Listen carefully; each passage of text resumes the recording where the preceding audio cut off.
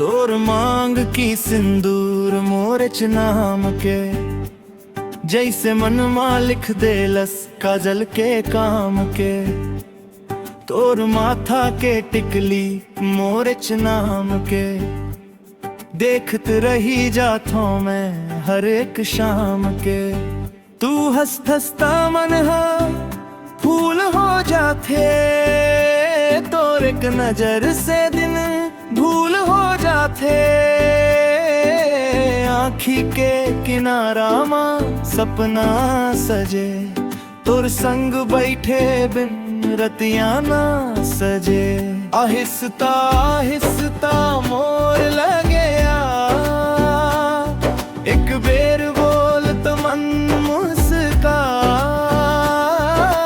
तोर सूरत माँ बस मैं रहूं, तोर संग जिए तोर संग मरूं। तोर मांग की सिंदूर मोरच नाम के, तोर माथा के टिकली मोरच नाम के। तू मोर भैली मोर जान, तोर बिना लागे सुना जहान। मोरच नाम के, मोरच नाम के।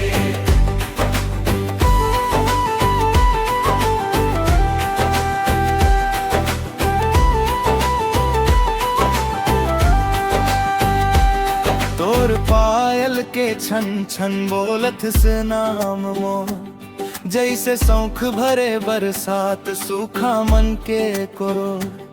तोर आंचल के छाँव माँ सुकून मिल जाते, तोर एक झलक पावत जीव धक धक गाथे। गोर पान छतरी जैसे तोर माया के रंग, मोर रग रग माँ बस गे तोरे संग। तोर संग बिन कहे बात हो जाते, तोर हंसी सुन के रात सवर जाते। आहिस्ता आहिस्ता मोर लगे आ, एक बेर बोल तो मन मुस्का। तोर सीने माँ महसूस सुख जाऊं, तोर नाम लिखे मैं जिंदगी पाऊं। तोर मांग की सिंदूर मोरच नाम के, तोर माथा के टिकली मोरच नाम के।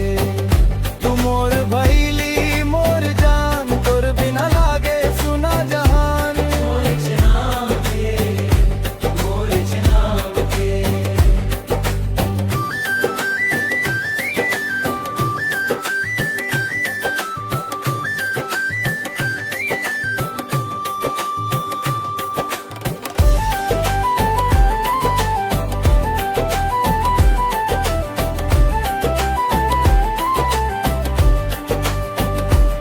जिंदगी के हर मोड़ पा तोर हाथ चाही, दूरिया के हर डरला तोर साथ चाही।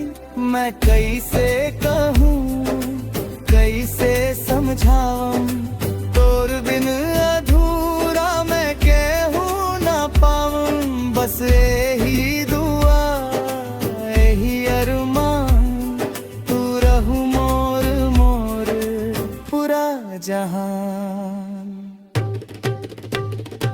तोर मांग की सिंदूर मोरच नाम के, तोर माथा के टिकली मोरच नाम